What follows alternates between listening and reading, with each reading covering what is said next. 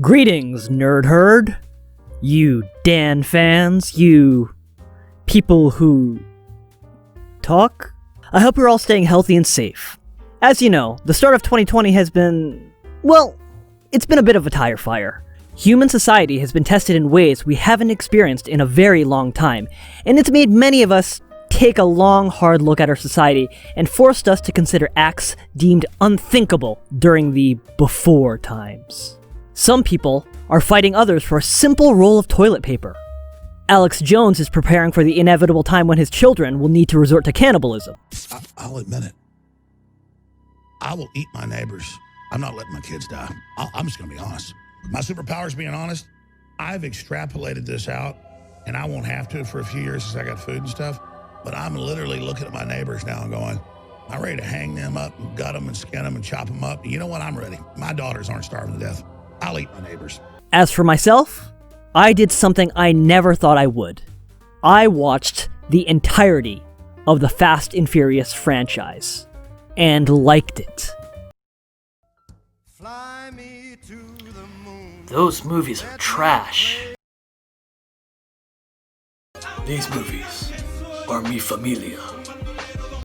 As I binged the movies in a single sitting, I noticed how this franchise went from adrenaline-filled but relatively grounded racing/crime drama to some type of chimera monster of different genres and influences that looked like they were written by a child. I want the cars to drive fast and then some of them explode. Oh, that sounds so great. Now, I believe we have a clip to show our audience at home. Can you set the clip up for us, Chris? The car went out of the train and then there's a hole in the train.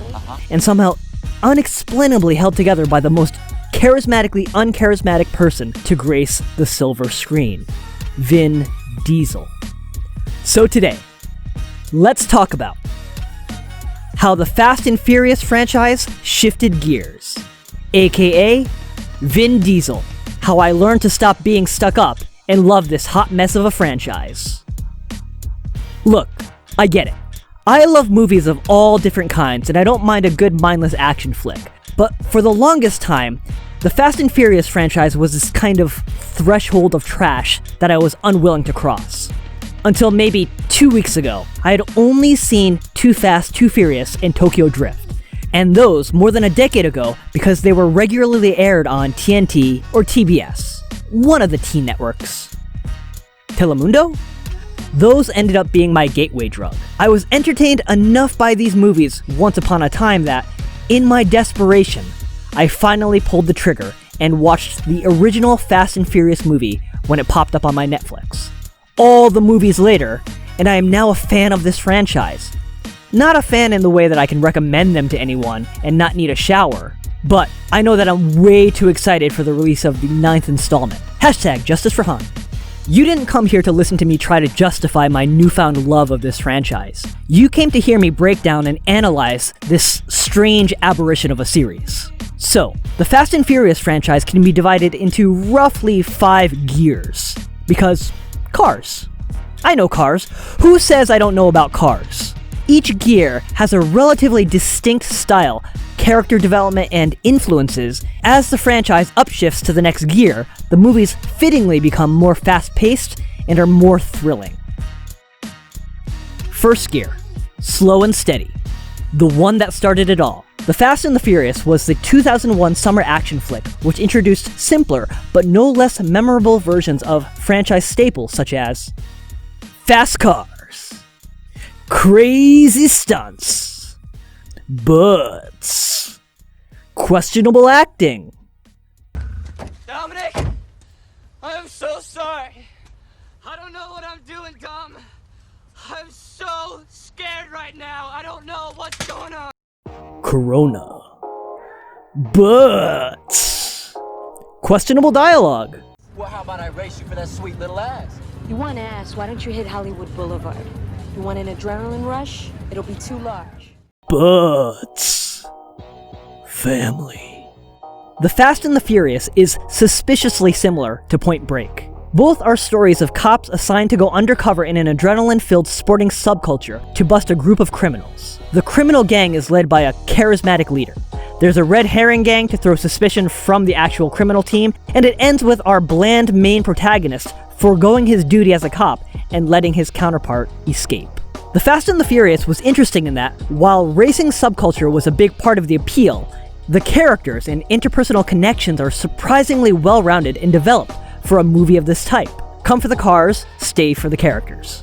For a franchise that has a reputation for bombastic action, it was surprising to see how much heart this film actually has. Don't get me wrong, this film isn't as good as Schindler's List. It isn't even as good as that episode of Seinfeld where Jerry watched Schindler's List. How could you? How could I what? You were making out during Schindler's List? No. Don't lie, Jerry. But for all its flaws, it holds up pretty well based on the fact that the characters resemble real people. They're petty, they're violent, they make bad decisions, but they're also capable of loyalty and selflessness. A major factor is that they're also vulnerable, both emotionally and physically. Second gear. Transition and experimentation. The second phase of the Fast and Furious series was one of trying new ideas for the franchise. Whereas Too Fast, Too Furious is a direct sequel to The Fast and the Furious, Tokyo is a complete departure with only a single legacy character making a small cameo. Part of this stemmed from Vin Diesel not opting to come back for Too Fast, Too Furious due to not believing in the quality of the script. Something which would prove strangely prescient of him since the second gear films are the two weakest in the series.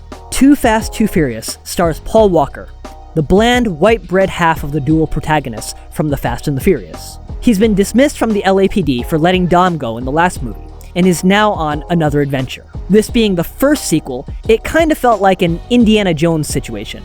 Brian O'Connor would be the through line in a series of films, each with a different setting and adventure.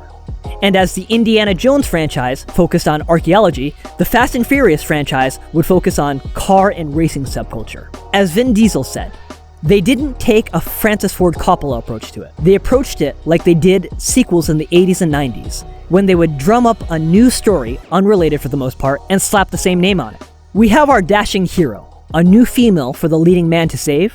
Heck, Too Fast, Too Furious had its own short round. But despite Tyrese Gibson's best efforts, the old friends dynamic between Brian and Roman couldn't match the oddly powerful chemistry between Brian and Dom. Part of it is that Dom challenged Brian's worldview. He forced him to reevaluate his position as an officer of the law and his black and white views of criminals and criminality. Dom was the yin to Brian's yang. Whereas Brian was an enforcer of the law who had a bit of a darker, rebellious nature to him, Dom was a criminal who was fundamentally a good person. As Dom put it, I used to say I lived my life a quarter mile at a time. And I think that's why we were brothers. Because you did too. Roman couldn't serve that purpose for Brian. While he was a little shady, he didn't force Brian to come to any realizations about himself, and Roman doesn't really grow either. If Brian and Dom are true dual protagonists, then Brian and Roman are a classic case of hero and comic sidekick.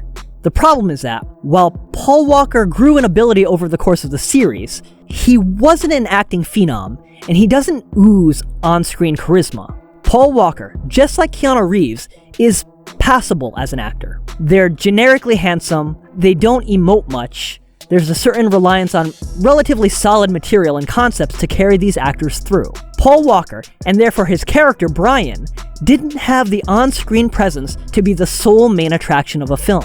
The third film, Fast and Furious Tokyo Drift, was another experiment. This time, both original leads from the first movie were out, with the only thing carrying over being the racing subculture.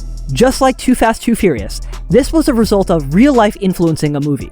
Vin Diesel wasn't satisfied with either Too Fast, Too Furious or Tokyo Drift scripts, and Paul Walker was deemed too old to come back. Taking place in a completely different country, with an entirely different cast, and even exploring a different racing subculture, Tokyo Drift was a relatively large departure for the series. Thus, just like the Halloween franchise, the third Fast and Furious movie was a big change from the previous two movies, seeming to set a trend for future movies being anthology style. If you loved Fast and Furious Tokyo Drift, you're going to love Fast and Furious Moscow Grand Prix, Fast and Furious New Delhi 500, Fast and Furious Vatican Formula Fun, coming soon to a direct-to-DVD bin near you. Tokyo Drift thought they could replace a generically handsome male lead with passable acting ability with another generically handsome male lead with an accent which has been speculated to cause more brain trauma than moonshine.